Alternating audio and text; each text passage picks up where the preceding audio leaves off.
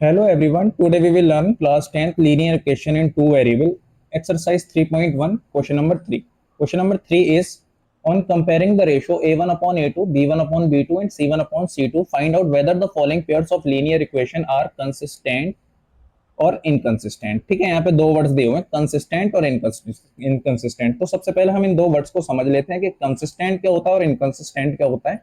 तो सबसे पहले अगर आप देखेंगे कि कंसिस्टेंट क्या होता है, देखो कंसिस्टेंट, अगर हमारी सिस्टम ऑफ इक्वेशन कंसिस्टेंट बन रही है, डेट मीन्स वो सिस्टम ऑफ इक्वेशन कैसी होगी, हमारी यूनिक होगी। मतलब कि उसमें क्या बनना होगा, एक सॉल्यूशन बन रहा होगा, कोई ना कोई एक सॉल्यूशन बन रहा होगा, और उसकी जो कंडीशन होगी वो ये होगी A one upon A two is not equal to किसके होगा, B one upon B two के। ठीक है, कंसिस्टेंट में दूसरी वाली भी हमारी कंसिस्टेंट है, और दूसरी वाली किस कंडीशन में बन रही है, जो हमारी लाइन कैसी है, कोइंसिडेंट है, यानी कि एक के ऊपर एक लाइन है। ये क्वेश्चन मैंने आपको पहले वाले वीडियो में मैंने समझा दिया था अच्छे से कि इनका मतलब क्या यूज होता है, किस तरीके की कंडीशंस होती हैं। आप चाहें तो वहां पे जाके देख सकते हैं हमारा पहला वाला वीडियो।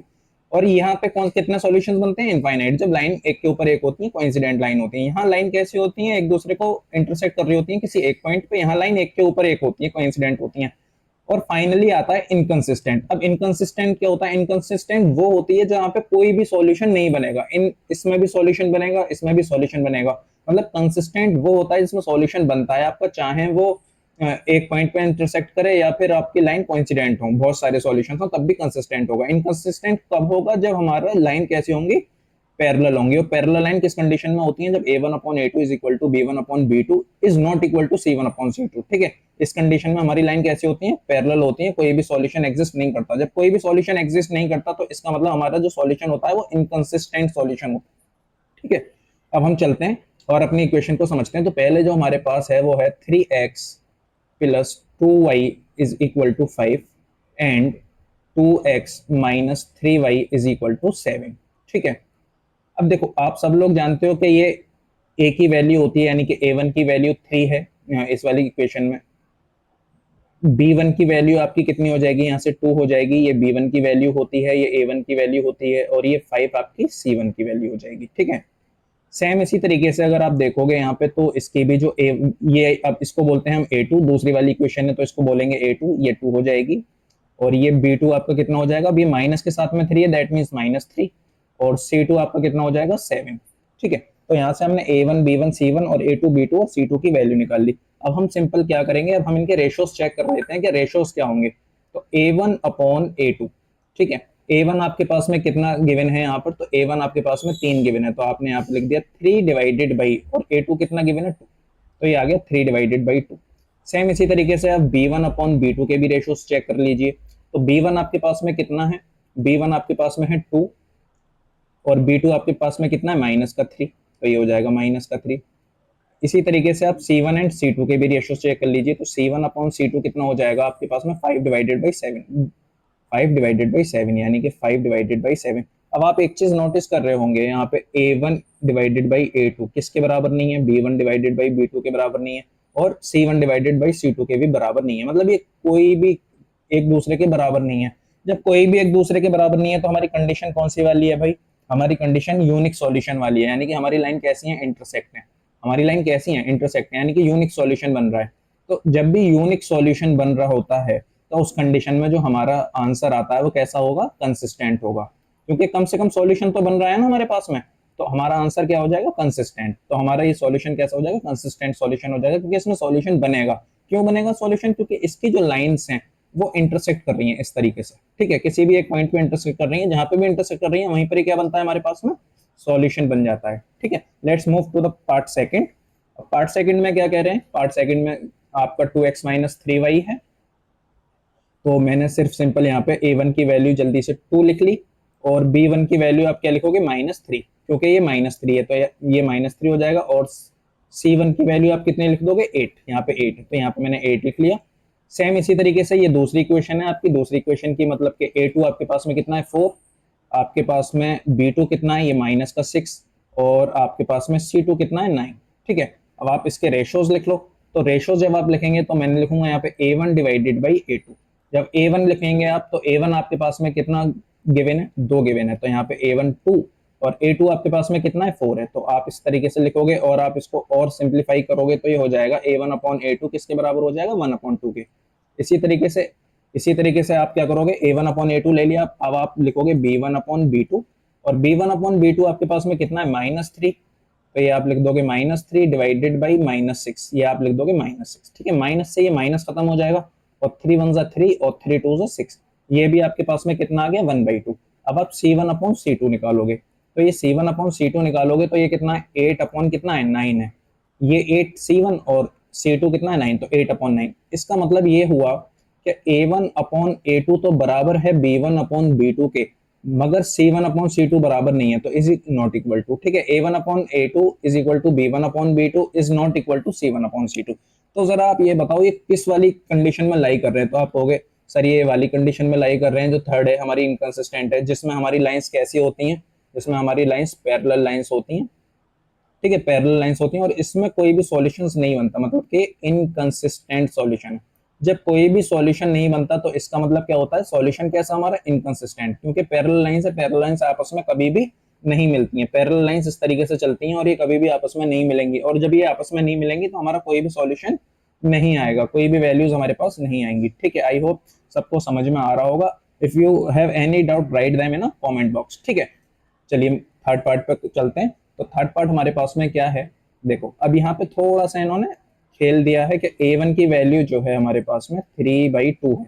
ठीक है, look at this, A1 is equal to 3/2 है ना। अब B1 कितना है, B1 की वैल्यू हमारे पास में माइनस का 5/3 है, ध्यान रखना हमको माइनस भी लेना है, तो ये हो जाएगा माइनस का 5/3। ओके, और C1 कितना है हमारे पास में, 7 है।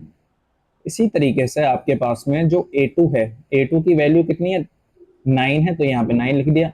B2 की वैल्यू कितनी है, देखो अब ये माइनस के साथ में लेते हैं, तो माइनस के साथ में लेंगे तो माइनस का 10, और C2 की वैल्यू कितनी है हमारे पास में, 14 है। ठीक है, चलो अब हम इसको सॉल्व करते हैं, रेशोज लगाते हैं। अब कंफ्यूज नहीं होना है, अगर ये फ्रैक्शन में दे दिया है, इसमें कंफ्यूज नहीं होना है आपको, तो फ्रैक्शन में दे दिया है कोई बात नहीं है, इसको हम सॉल्व कर लेते हैं, और इसको आप सॉल्व कर लो तो ये हो जाएगा A1 अपॉन A2। ठीक है, अब A1 की वैल्यू आपके पास में कितनी दी हुई है, 3/2, तो आप कहोगे 3/2 डिवाइडेड बाई B1 की A2 की वैल्यू कितनी दी हुई है यहाँ से, 9। ठीक है, तो 9 के नीचे हम 1 लगा सकते हैं अपने पास से। जब आप इसको फर्दर सॉल्व करोगे तो इसकी मल्टीप्लाई इसके साथ में होती है, और इसकी मल्टीप्लाई ऊपर वाले, सबसे नीचे वाले की सबसे ऊपर वाले के साथ में, तो आप इसको लिखोगे 3/2, और क्या लिखोगे आप, और क्या लिखोगे आप, 1/9। ठीक है, इसको या तो उल्टा करके लिख देते हैं, या फिर इसकी मल्टीप्लाई 9 की 2 से और 1 की 3 से, तो ये आपका A1 अपॉन A2 जो होगा ये हो जाएगा, देखो अब इस 3 से आप इसको काट सकते हो एक बार में, और 3 3 जा 9। ठीक है, तो ये हो जाएगा आपका 1/3 जा 6, कितना हो जाएगा, 1/3 जा 6 हो जाएगा। अब यहाँ पे आप B1 अपॉन B2 निकालोगे, तो B1 अपॉन B2 अगर आप निकालोगे तो B1 अपॉन B2 आपका आएगा -5/3, ये आपका B1 है, और B2 आपका कितना हो जाएगा, -10। ठीक है, अब आप क्या करोगे, इसके नीचे भी 1 मान लोगे, और जैसे हमने A1 अपॉन A2 में करा था वैसे ही आप सेम B1 अपॉन B2 में भी करोगे, तो -5/3 आप लिखा रहना दोगे, और इसको उल्टा करके लिख दोगे, यानी कि 1/10 लिख दोगे, माइनस का 1/10। अब माइनस से माइनस ये हो जाएगा खत्म, और आपके पास में 5 1 जा 5 और 5 2 जा 10, यानी कि ये भी आपके पास में कितना आ जाएगा, 1/6। इससे ये पता चला कि B1 अपॉन B2 आपके पास में कितना आया, तो B1 अपॉन B2 आपके पास में आया 1/6। ठीक है, अब चलते हैं, अब हम निकालते हैं C1 अपॉन C2। ठीक है, तो C1 अपॉन C2 निकालने के लिए C1 अपॉन C2 लिखेंगे आप, और यहाँ पे 7, क्योंकि C1 की वैल्यू 7 है, और C2 आपका कितना है, 14 है।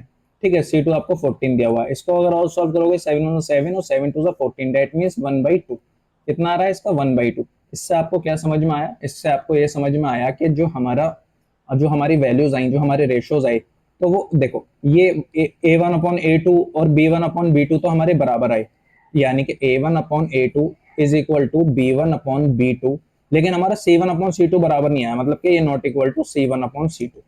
तो इससे आप क्या कंक्लूजन निकालोगे, इससे आप ये कंक्लूजन निकालोगे कि हमारा इनकंसिस्टेंट सॉल्यूशन में लाई कर रहा है। किस में लाई कर रहा है, ये इनकंसिस्टेंट सॉल्यूशन में। जब भी इनकंसिस्टेंट सॉल्यूशंस होते हैं तो लाइन हमारी कैसी होती है, पैरेलल होती है, तो यहाँ पे आप लिख सकते हो इनकंसिस्टेंट सॉल्यूशंस। ठीक है, तो ये हमारा कौन सा हो जाएगा, इनकंसिस्टेंट सॉल्यूशन हो जाएगा, लाइन इसकी कैसी हो जाएंगी, पैरेलल लाइंस हो जाएंगी। Let's move to the fourth part. ठीक है, अब फोर्थ पार्ट में क्या गिवन है हमारे पास में, फोर्थ पार्ट है हमारे पास में, देखो अब A1 अपॉन A2, यानी कि A1 की वैल्यू कितनी दी हुई है आपके पास में, 5, तो यहाँ पे आपने 5 लिख लिया, और B1 की वैल्यू आपके पास में कितनी है, B1 है आपका -3, तो आप यहाँ पे -3 लिखोगे, और C1 आपका कितना है 11, तो यहाँ पे आप 11 लिखोगे। इसी तरीके से आप क्या लिखोगे, A2 लिखोगे, और A2 आपके पास में कितना दिया हुआ है -10, दैट मीन्स -10। B2 आप कितना लिखोगे 6, और C2 आप कितना लिखोगे, ये -22 है तो -22, ये आपने A1 B1 और C1 लिख लिया, A2 B2 और C2 लिख लिया। ठीक है, अब हम इसके रेशियोज फाइंड कर लेते हैं। तो रेशियोज फाइंड करने के लिए आपको क्या करना पड़ता है, A1/A2। ठीक है, ये A1/A2 लिखा। अब A1 की वैल्यू आपके पास में कितनी है 5, A2 की वैल्यू आपके पास में कितनी है -10। ठीक है, A2 की वैल्यू कितनी है -10। अब इसको और सॉल्व करोगे तो 5 1 5 5 2 10, यानी कि A1/A2 कितना हो जाएगा -1/2। A1/A2 कितना हो जाएगा आपके पास में -1/2। सेम एज इट इज आपको B1/B2 निकाल लेना है। तो आप B1/B2 निकालोगे तो B1 आपके पास में कितना है -3, और B2 आपके पास में कितना है, तो -3/6। इसको और ज्यादा सॉल्व करोगे तो ये हो जाएगा -1/2। कितना हो जाएगा 1/2। तो यहाँ से B1/B2 की जो वैल्यू आ जाएगी माइनस का कितना आ जाएगी 1/2 आ जाएगी। सेम एज इट इज आपको सिमिलरली किसका निकाल लेना है, C1/C2 का रेशो। तो आप C1/C2 का रेशो निकालोगे तो C1 आपके पास में कितना 11, तो यहाँ पे मैंने लिख दिया 11 डिवाइडेड बाई C2 कितना है -22, तो ये -22। 11 1 11, 11 2 22। तो यानी कि इससे आपको ये समझ में आया कि C1/C2 भी कितना आ गया -1/2 आ गया। अब आप एक चीज देख पा रहे होगे कि हमारे पास A1 -1/2, B2 B1 B2 -1/2, और C1/C2 भी -1/2। इससे आप क्या कॉन्क्लूड करोगे, इससे आप ये कॉन्क्लूजन निकालोगे कि A1/A2 ये इक्वल है B1/B2 के, और ये इक्वल है C1/C2 के। इसका मतलब क्या हुआ, इसका मतलब ये हुआ कि जो हमारे सॉल्यूशन होगा वो कैसा होगा, कोइंसिडेंट होंगी। मतलब हमारी लाइंस कैसे होंगी, कोइंसिडेंट होंगी। और जब हमारी लाइन कोइंसिडेंट होंगी तो हमारे बहुत सारे सॉल्यूशंस बनते हैं, बहुत सारे सॉल्यूशन बनते हैं, इनफाइनाइट यानी कि मैनी सॉल्यूशंस बनते हैं। और जब भी हमारे पास में कोई भी सॉल्यूशन बनता है, किसी भी तरीके का सॉल्यूशन बनता है, इसका मतलब ये होता है कि हमारा जो सॉल्यूशन होगा वो कैसा होगा, कंसिस्टेंट होगा। कंसिस्टेंट का मतलब ही ये होता है कि हमारा कोई ना कोई सॉल्यूशन बनना चाहिए। ठीक है, आई होप सबको समझ में आ रहा होगा। अब ये क्वेश्चन नंबर 5th है, मतलब पार्ट 5th है, ये आपको होमवर्क में है। इसका आपको खुद से सॉल्व करना है, और इसको मुझे कमेंट बॉक्स में इसका आंसर बताना है कि ये कंसिस्टेंट होगा या इनकंसिस्टेंट होगा। ठीक है, आई होप सबको समझ में आया होगा। मैं इसी तरीके की वीडियो आपको डालता रहूंगा, आपको समझाने के लिए आसानी से आसान तरीके से। चैनल्स को सब्सक्राइब कर लो हमारे, और थैंक यू फॉर वॉचिंग।